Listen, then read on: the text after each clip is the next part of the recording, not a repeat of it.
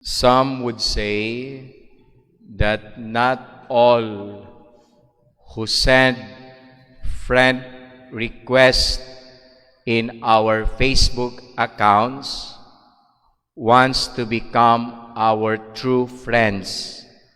Some are only CCTV. Buot lang sila nga mamantay. In our gospel today, Jesus asked the Pharisees and the scholars of the law, is it lawful to cure on the Sabbath or not? Based on the gospel, as mentioned, they kept silent. Di ba doon naman tayo panultihon nga nagkanayon? Silence means yes. So therefore, it is lawful to cure a man on a Sabbath. Mga igsuon, it is very much true that we cannot please everybody. Doon nagi mga tao nga mangita gyud natog sayop. Doon nagi mga tao nga lisod kaayo pa ang kunon sa ilang sala or sa ilahang nahimong sayop. Ganina sayo kay kong migikan kay nagmisa ko sa Bugo sa eskwelahan sa St. Louis de Marilac College of Bugo, where I was teaching before 2009 and 2010 before I was ordained. I was invited there to say a Mass, to celebrate the Mass for the culmination of the month of the Holy Rosary. There was previous invitations that I turned down. Mga duha na yun ka mga hangyo nga magmisa ko sa eskwelahan. But ni promise ko on the third hangyo, dili na ko mo balibad. So mao nang bisag api kay tanan, milarga ko ganina aron madali. Nagamit ko sa akong motor. Tuod man, dali ra ang pagbiyahe. Apan balik dinhi, di man matag na ang panahon, perting inita dito. Pag abot dihas may balamban, going up, perting yung uwana. So perti sa gyud taon akong basaa. Nag-apas ko sa oras nako dinhi. But along the way, my dear brothers and sisters, together with my brother priest, Father Ulysses Disales, Father Yuyu, we met an accident along the way from Tabuelan going to Tuburan. Medyo di kay kusog among dagan, mga 70 ra, 70, 80. Pagdayon akong overtake, sunod Father Yuyu, kalit bitaw nagliko ang tricycle, padong sawa, natagbaw in taong kog lihay sa akong motor. Mao akong nakita sa side mirror nga nipaka ang pari nga nagsunod nako nga nagmotor, siya mo'y naigo. Pagsunod akong kita, wa na ko kita niya. Pagsunod akong lantaw sa side mirror kay nauna naman ko. Unya karon pagsunod akong lantaw, wa na siya. Perti gyud akong kuyawa ko na tagam.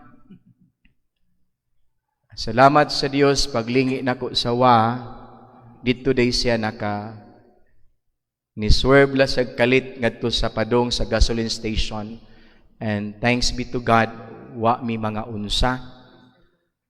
Karon among we confronted the driver, and still very basic on the human person attitude, behavior, that we will not accept our errors.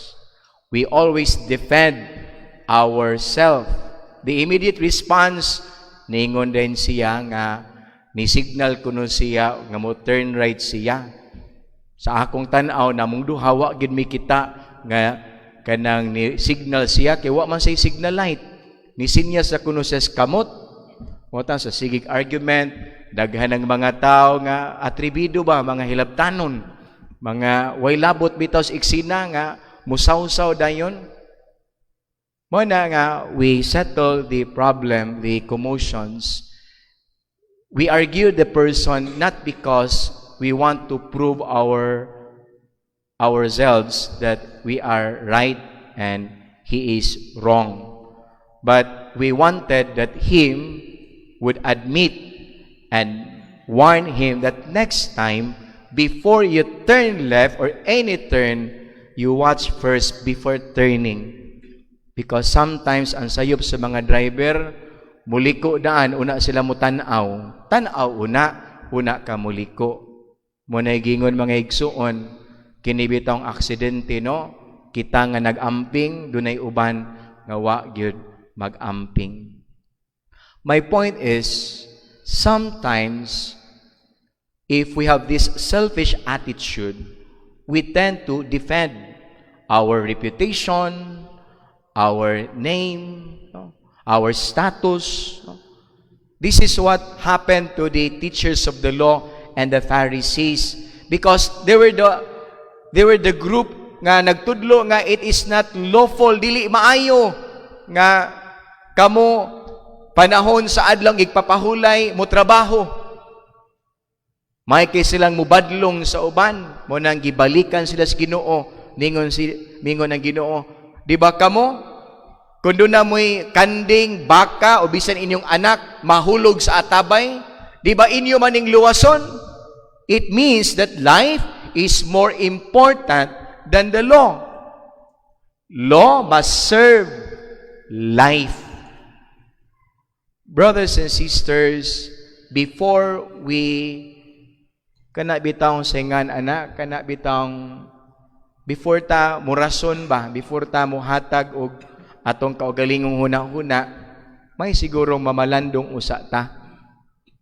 Before we react, because sometimes we are very reactionary, we react immediately unsay sitwasyon, but dili ka kahuna-huna, sayop ko, sakto ko. Sayop ko karon or nakasa ko or wa. Immediately, our common response is to defend ourselves. But it is not the invitation of God today. Brothers and sisters, in the gospel today, we are being reminded. We are being reminded by Jesus that life is more important than any law. That law must preserve and serve what is life. Brothers and sisters, as we continue in this Eucharistic celebration, we thank the Lord. We thank the Lord for His message today, that for Him, brothers and sisters, life is more important, and we are being reminded nga ato bitang tan-awon una ang atong kaugalingon, una ta mamantay sa uban. Una nato bantayan ang sayop sa uban, ato sang bantayan ang atong kaugalingon. Before we correct others, we have to correct ourselves first. Amen. Amen.